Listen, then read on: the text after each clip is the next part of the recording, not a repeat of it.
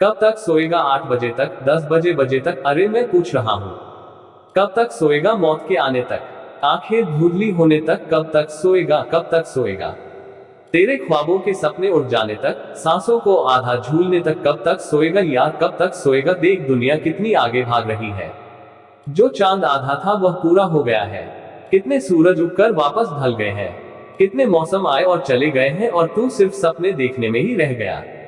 काश कि तू थोड़ा उनको पूरा करने पर भी ध्यान देता। काश कि तू थोड़ा मन लगाकर पढ़ता।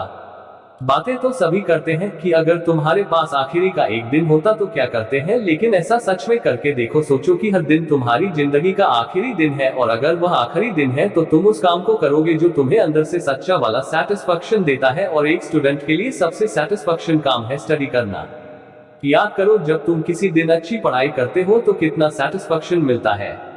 याद करो जब तुम किसी क्वेश्चन को सॉल्व करते हो तो कितना सेटिस्फैक्शन मिलता है। लेकिन अगर ये तुम्हारा सच्चा वाला सेटिस्फैक्शन है और सिर्फ तुम्हारे मेहनत करने से तुम्हें मिलता है, तो फिर कभी कभी ही क्यों, हमेशा क्यों नहीं पढ़ सकते तुम हमेशा? क्या तुम इतने पागल हो गए हो कि जिस काम से तुम्हें सच्चा वाला सेटिस्फैक्शन मिलता है उसको छोड़ दोगे और इग्नोर करोगे? आज से इस तरह से पढ़ाई करना जैसे आज का दिन आखिरी दिन है। कल एग्जाम है, भूल जाना कि 2 महीने बचे हैं या फिर 3 महीने बचे हैं। एग्जाम कल है और तेरे पास आज का आखिरी दिन है। क्या करेगा बता? नींद तो आएगी नहीं। कल एग्जाम है तो बिल्कुल फ्री भी नहीं बैठेगा। अगर आज का दिन आखिरी दिन है तो मोबाइल पर टाइम पास भी नहीं करेगा। अगर आखिरी दिन है तो अगर बहुत बड़ा करना है तो अपने अंदर एक जुनून इस तरह पैदा करो कि मेरे पास इस काम को करने के लिए सिर्फ आज का दिन है। जरूरी नहीं कि आज के दिन में वह काम पूरा हो जाए, लेकिन आखिरी वक्त तक जिंदगी की परीक्षाओं से लड़ते रहना ही एक वीर योद्धा की निशानी है। एक स्टूडेंट के लिए आखिरी वक्त तक एग्जाम से लड़ते रहना ही उसका धर्म है। लास्ट सेकंड तक सीखते रहना ही उसका धर्म है। चीजों को प्रैक्टिकली समझो, रातों मत उनको विजुअलाइज करो। किताबें बोरिंग तुम्हें नहीं लगती हैं जब उसको एक निर्जीव वस्तु मान लेते हो। उसकी हर एक लाइन को विजुअलाइज करो। हर लाइन एक छोटा सा सेंस बयां करती है। फिर भी याद नहीं हो रहा है तो लिख कर याद करो, लेकिन याद करो।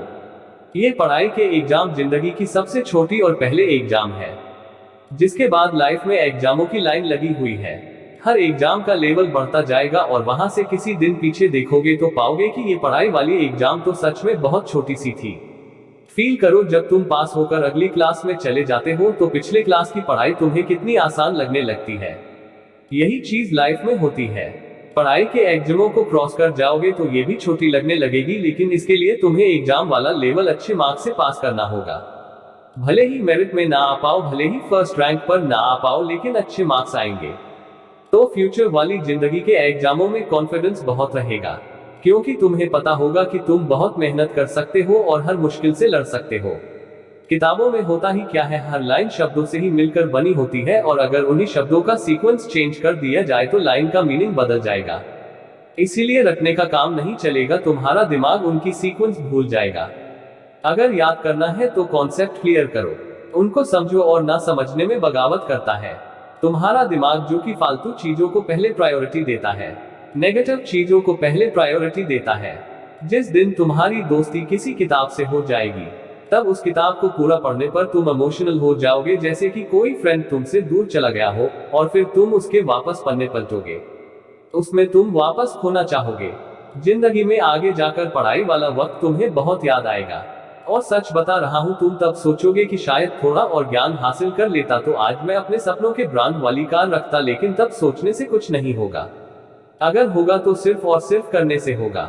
सीखो और आगे बढ़ो, ज्ञान का एक मजबूत कवच तैयार करो जिसे सब लोग याद करें।